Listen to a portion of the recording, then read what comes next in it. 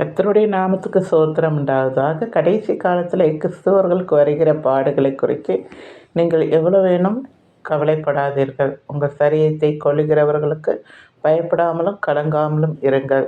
உங்கள் சரீரத்தையும் ஆத்மாவின் நரகத்திலே தள்ளுகிற தேவனுக்கு பயப்படுங்கள் என்று சொல்லப்பட்டு இருக்கிறது. இப்பொழுது வருகிற உபத்திரவங்கள் இது எல்லாம் கொஞ்ச காலம்தான், முடிவு உடனே வரப்போகிறது. அதனால் நீங்கள் எதை குறித்தும் கவலைப்படாமல் நீங்கள் உங்களுடைய பணியை நிறைவேற்றுங்க. ஏன்னா வேத வசனம் தேவ ஆவியினால் எழுதப்பட்டது.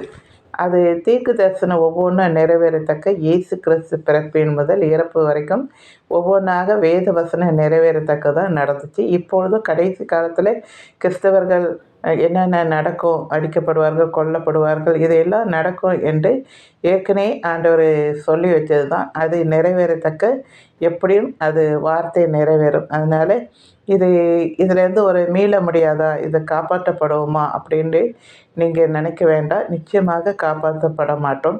ஏன்னா தானியேலை சிங்கக்கபியில் போடும்போது அங்கே தேவதூதர்கள் சிங்கத்தின் வாயை கட்டினார்கள். அதேபோல் சாத்ராக், மேஷாக், ஆபேத்நேகோவை நெருப்பில் போடும்போது அங்கேயும் தேவதூதர்கள் உலாவி நெருப்பு அவர்களை பற்றி கொள்ளாதபடி காத்து கொண்டார். இப்பொழுது அப்படியெல்லாம் நடக்குமா என்று நீங்கள் எதிர்பார்க்க வேண்டாம். ஏன்னா கிறிஸ்தவர்கள் எப்படி தான் கடைசி காலத்தில் என்னென்ன நடக்கும் என்று தேவன் சொன்ன எல்லா அடையாளங்களும் நடந்துகிட்ருக்கு. பூகம்பம், யுத்தங்களின் செய்திகள், கிறிஸ்தவர்களுக்கு வருகிற உபத்திரவங்கள் எல்லாமே ஆண்டவர் சொன்ன சீசர்கள் மத்தியில் அவர் சொன்னார் இல்லையா, கடுமுடைய வருகைக்கும் உலகத்தின் அழிவுக்கும் என்ன அடையாளம் என்று சொல்லும்போது ஆண்டவர் என்னென்ன சொன்னாரோ அதையெல்லாம் இங்கே நிறைவேற்றி கொண்டு இருக்கிறது. இதுதான் இந்த வார்த்தை தான் இப்பொழுது நிறைவேற்றி கொண்டு இருக்கிறது. அதனால் நீங்கள் இதுக்கெல்லாம் பயப்படாமல் நீங்கள் சும்மா இருங்கள். கர்த்தர் உங்களுக்காக யுத்தம் செய்வார். ஆனால் நீங்கள் ஆண்டவருடைய வார்த்தையை நிறைவேற்றக்க இதையெல்லாம் ஒப்பு கொடுக்க தான் செய்ய வேண்டும். நிலத்தில் விதையானது அழியாமல் முளைக்காது இல்லையா. நாம் இங்கே உலகத்திலே நாம் அழிவுக்கு தான் நாம் வந்திருக்கிறோம். அதாவது முளைக்க தானியமாய் நாம் இருக்கிறோம்.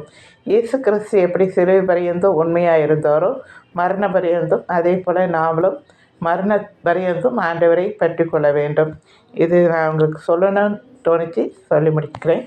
நன்றி. தேங்க்யூ.